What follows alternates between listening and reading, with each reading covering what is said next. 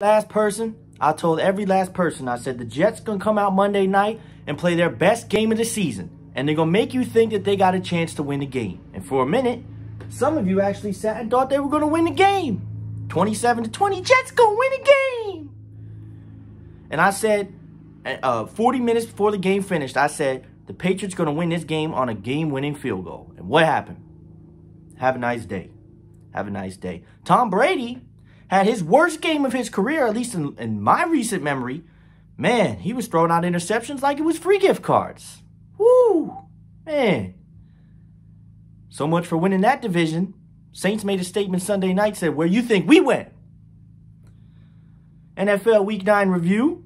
We're going to talk about every game, a lot of good games all over the place. Hit the like button, subscribe. Don't go anywhere else. I think we all collectively could sit and look at some of these games this week. Some of these games in football. If you look at from Thursday night, Green Bay and San Francisco, all the way to the conclusion of yesterday's game between New England and the Jets, you can collectively say with me, what the fuck? What the fuck? I feel like this season, there's been it's very, sports is always unpredictable. But there's something about this season where we have the teams that are great, but it's just different. And it's not COVID. It's none of that. It's different. It feels different. Football is football, but there are so many topics. If you were to sit here with somebody and say, oh, let's talk about football, right? Let's talk about this. Let's talk about that. Where do you start? Do you start with how miserable the Jets are?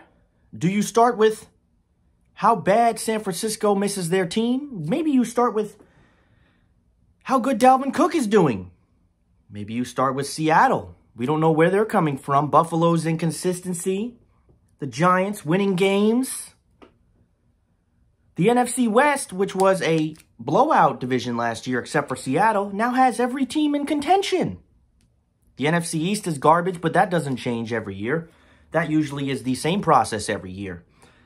Dallas is an absolute mess without their quarterback. They can flip-flop quarterbacks all they like. Surprised they even had that chance against Pittsburgh. I'm surprised Pittsburgh let them score 19.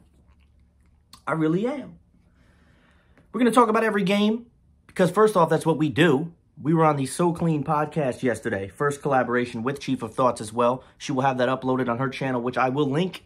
Well, not in this description, but I will notify my people as well who follow the channel that will be coming out. We had a good time talking about a bunch of different topics, what Chief's working on, his music, his production, So Clean as well, the podcast queen of the community, and myself as well, what I got working on and how I want to get back on the tail here because it's been a little bit of a while. I haven't talked about wrestling much at all. I actually did an AEW Full Gear review, and what happened to it? iMovie wants to give me the finger. Let's talk about this week in football. We're now hitting double digits. It's going to be week 10 next week. We got 6 weeks left of football. Can you believe it? It started yesterday and it's over tomorrow. How you doing? How you doing? H2O hit different. H2O hit different on a Tuesday afternoon. Green Bay and San Francisco. Aaron Rodgers has quietly been one of the best. Well, he's been one of the best quarterbacks in football for a long time. But something about Aaron Rodgers this week, man. He ate that San Francisco team up. Or should I say the junior varsity team. San Francisco does not have Jimmy Garoppolo. They do not have George Kittle. And they will probably not have either of them for the rest of the season. Jimmy Garoppolo looks like he has a chance to possibly come back before the end of the year. San Francisco will most likely not be in any type of playoff contention. Again, there is another wild card as well. But I do not see San Francisco making the playoffs. A lot of their team is missing. They've been baffled by injuries this year. Aaron Rodgers had 305 yards, 4 touchdowns. Devontae Adams continues to impress, beyond impress. 10 receptions, 173 yards, and a touchdown. Nick Mullins for San Francisco has been on and off. 291 yards, a touchdown, and a pick. And James Caldwell for San Francisco with 9 receptions, 184 yards, and a touchdown. Green Bay dominated junior varsity San Francisco 34-17. I don't know who they play next. San Francisco, I don't know either. One of the things I probably should do before the video starts is figure out who the hell's playing who the next week. I usually continue with my team. And speaking of my team, Tennessee Titans. If you couldn't tell by the last year and a half of me on this channel, I'm a Titans fan. And I'm going to say that every video because some people just don't get it. People say, oh, the Giants lost. It doesn't matter to me. I'm not a Giants fan. And actually, the Giants won. And they're on, well, what should be a 2-game win streak. Titans in Chicago. I have would like to direct my sympathy towards Chicago's ability to score the football, man. Not that the Titans were much better, at least in the first half, but we're a second-half team. The Chicago Bears offense looked absolutely miserable. It's miserable. It's bad. There's no run game. The receivers are lost. Allen Robinson is all by himself. Nick Foles is on and he's off. The Chicago offense, man, needs to be completely revamped. Everything. It is terrible. It is terrible. Nick Foles had 335 yards and 2 touchdowns. Allen Robinson had 7 receptions for 81 yards. A little bit lesser of a game from the Titanium Titans. Ryan Tannehill did not have the greatest game. He wasn't awful. The Titans' offense wasn't scoring much either. We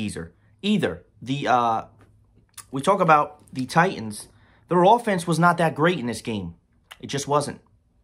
Derrick Henry was relatively, I guess you could say for his standards, quiet. 68 yards. Ryan Tannehill had 158 yards and 2 touchdowns. A.J. Brown was the player of the game, folks.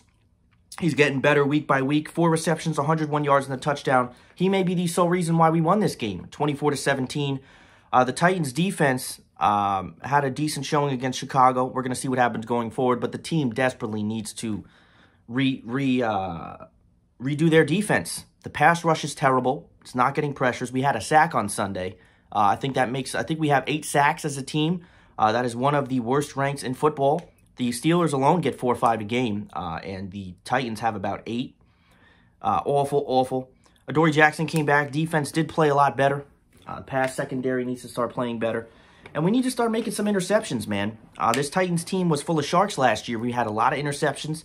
We're not making interceptions. We're giving up pass plays. The run defense has not been good. I'll take a win as a win. We're 6-2. We're going against a really tough defense on best pass defenses and one of the best pass rushes in the league. So we're really going to be tested. As far as it goes, though, the Colts offense looked awful this week. We'll talk about that in a minute.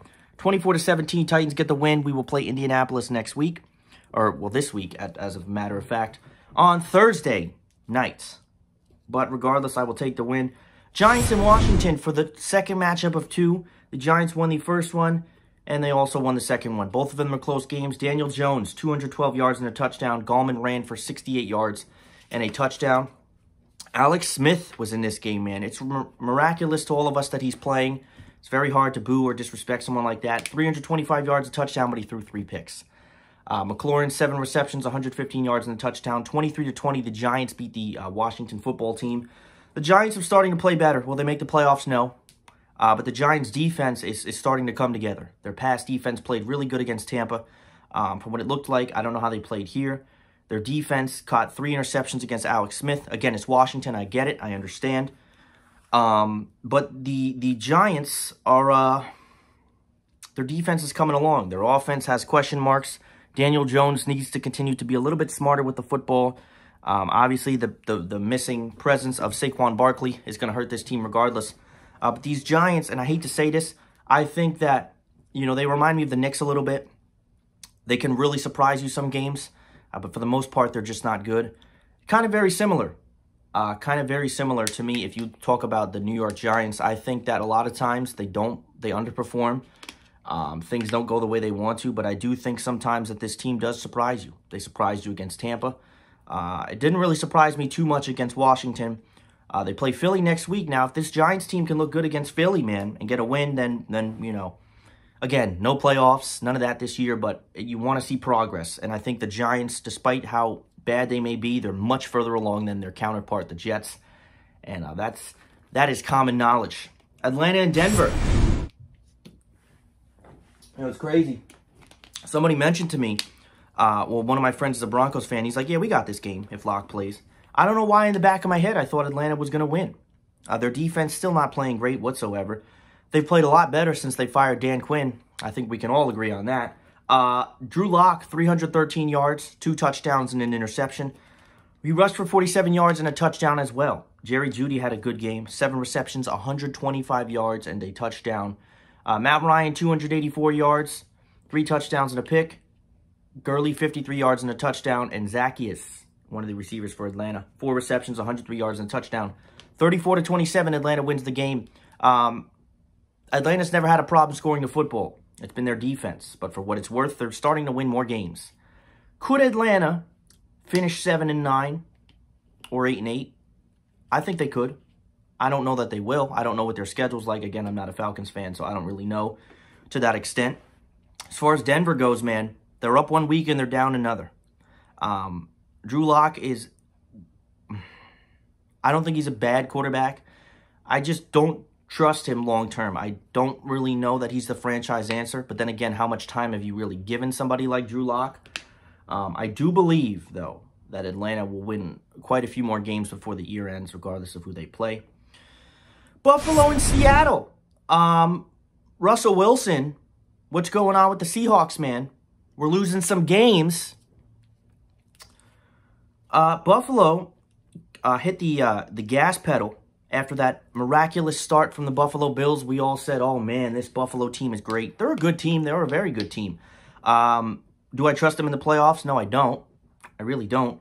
Russell Wilson, 390 yards, 2 touchdowns, and 2 picks. Again, another game full of picks for Russell Wilson. DK Metcalf continues to cement himself as one of the best receivers in the league. 7 receptions, 108 yards, and a touchdown. Josh Allen, man, he looked beautiful on Sunday. 415 yards and 3 touchdowns, and a great game from Stephon Diggs. 9 receptions, 118 yards. Seattle scored. Buffalo scored more. 44-34, Buffalo wins the game. What happens next? Does Buffalo continue to build on that? Buffalo is a sleeper team. They're a very good team. We all know they're good. But they will get you if you underestimate them. And that's what happened to Seattle. I don't think they underestimated them. But Buffalo's defense is good, man. They know how to score the football. They haven't as much as they probably would like in recent weeks. But I'll tell you this. Buffalo, they can get you. Seattle's still the better team, in my opinion. But Buffalo, they can get you, man. Baltimore and the Colts, one of the games that I mentioned in my preview for those of you that watched it, one of the games that I thought we all should look forward to. It was not as exciting as I thought it was going to be. The Colts couldn't score. Lamar Jackson had 170 yards. He rushed for 58 yards and a touchdown. Phillip Rivers, mediocre, 227 yards and an interception.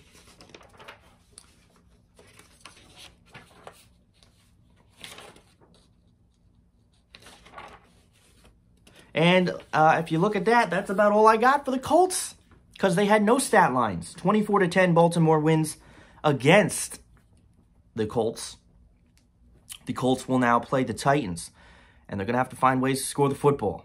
Because they looked atrocious on offense Sunday afternoon. Baltimore again, it's hit or miss, man. Lamar has a great game. He has an off game. Regardless, Baltimore's still a very good team. But I don't think they win the AFC North, man. Pittsburgh's on a different level right now. Kansas City and Carolina. Mahomes may be having good games, but I think these games that Kansas City are having are a lot closer than they would like them to be. Bridgewater had 310 yards and 2 touchdowns. McCaffrey, first game back, I believe, 69 yards and a touchdown. Samuel, 9 receptions, 105 yards and a touchdown. That's for Carolina, by the way. Mahomes and the Kansas City offense, not running the ball, but passing, great game. 372 yards and 4 touchdowns. Travis Kelce, 10 receptions, 159 yards. 33-31. Kansas City edges out Carolina, man, and I will tell you this. Kansas City is a good team. They should be one of the favorites to repeat, but they can be beat because teams are getting close. Las Vegas beat them. They had a close one with the Chargers. They had a very close one Sunday with Carolina. Kansas City is not invincible. I don't think they have the invincible level to them that they had last year. They are a good team. And they are definitely one of the favorites to win the Super Bowl. But they are not invincible. They are not invincible.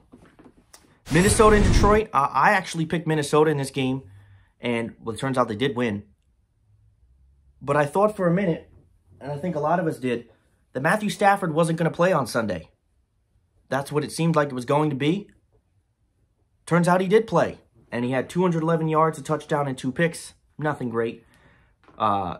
Kirk Cousins, 220 yards and 3 touchdowns. Dalvin Cook, man. Somebody put a fire extinguisher on this man right now. 206 yards and 2 touchdowns.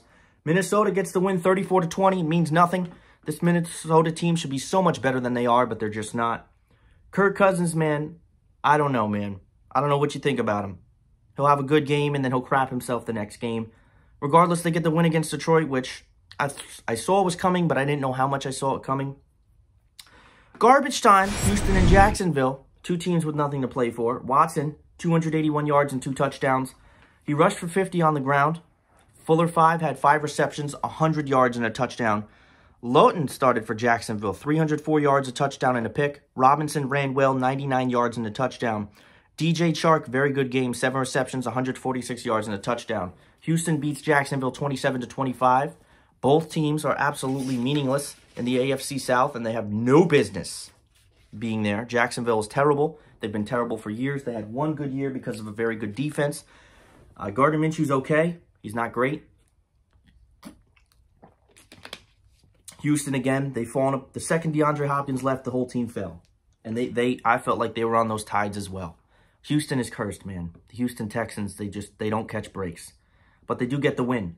Las Vegas and Chargers went just about pretty much how I thought it would go. But I did think the Chargers were going to have enough to edge this out. The Raiders are playing a lot better than a lot of us are giving them credit for. Derek Carr, 165 yards and 2 touchdowns. Justin Herbert, great game, 326 yards, 2 touchdowns. Keenan Allen, 9 receptions, 103 yards and a touchdown. 31-26, the Raiders get the win. They continue to have a solid year. The Chargers should be very impressed with Justin Herbert. It's looking, it's early, but it's looking like he could be the first long-term answer for them in a while. Pittsburgh and Dallas. Didn't think that Dallas was going to play the way they did. I didn't even see the highlights yet. People were telling me, from what I know, that Dallas was ahead for a while. Ben, 306 yards, 3 touchdowns. Juju, 6 receptions, 93 yards and a touchdown.